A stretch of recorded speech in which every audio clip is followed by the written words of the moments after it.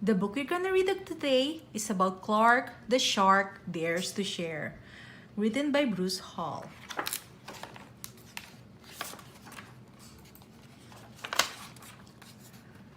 Clark the Shark loved school. He loved his teacher and he loved learning. But sometimes, Clark got a little mixed up. One marvelous morning, Mrs. Inkydink told Clark's class, "Time for show and tell."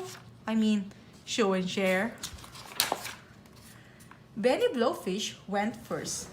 He played a song so sweet and sassy that Clark couldn't help but dance his funky shark dance with a hip and a hop and a skitty widdy wop. "Sit down, please," said Mrs. Inkydink. "But I was sharing too," said Clark. "Sharing is caring," said Mrs. Inkydink, "and everyone must learn to wait their turn." "I get it," said Clark, but he didn't really.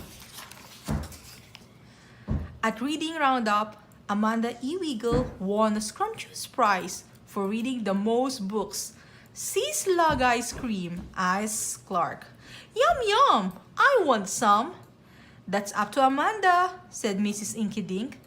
"But sharing is caring," cried Clark. Mrs. Inkydink nodded. "Yes, I'm aware, but the giver chooses when to share. Sharing is confusing," said Clark.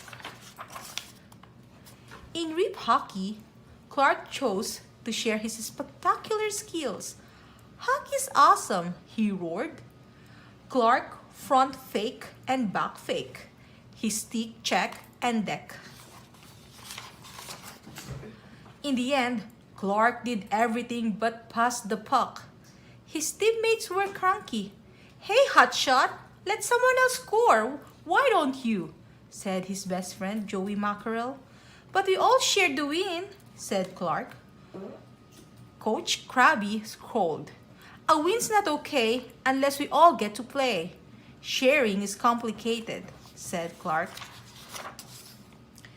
At school, Clark and Joey Mackerel played Sea Wars at Joey's house.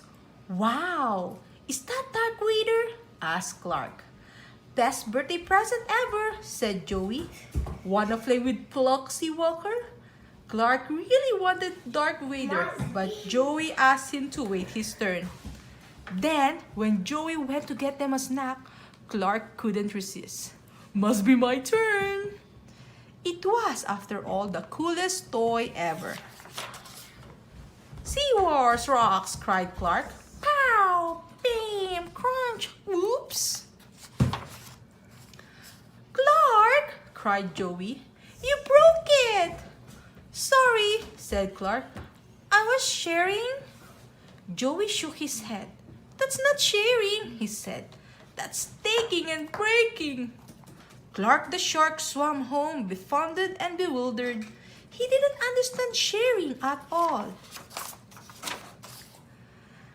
And when he arrived, Clark found he wasn't the only one who didn't get it. "Mom!" cried Clark. "My cap! He borrowed it! He bit it and now it's ruined." I do see ya. There. The little brother did that.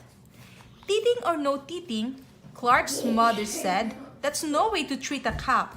She told his brother to ask before borrowing, but she told Clark, "You have heaps of caps, and if you have a lot, why not share a lot?" But Clark didn't want to hear it. He swung to his room and sulked up a storm. "Sharing is caring," Clark grumbled. "It's not taking and breaking." But this only reminded him of what he'd done at Joey's house. Clark's head hurt, as if a big sharky thought was trying to break free. So sharing is waiting your turn, letting everyone play, the giver chooses when not taking and breaking, and giving what you've got a lot of. Sharing was confusing. But, thought Clark, it also might be worth getting right. "Mom," he asked, "will you help me bake something?" The next day, Clark gave Joey a home-baked krill cake and a great big sharky apology. I I think I'll share this with the whole class, said Joey. Really? Said Clark. Really? Said Joey. And when Amanda E. Wiggles saw all the cake being cut up, she said, "You know what goes well with krill cake?" "No, what?" said Clark. "Sea slug ice cream." And just like that, she scooped her treat onto everyone's plate.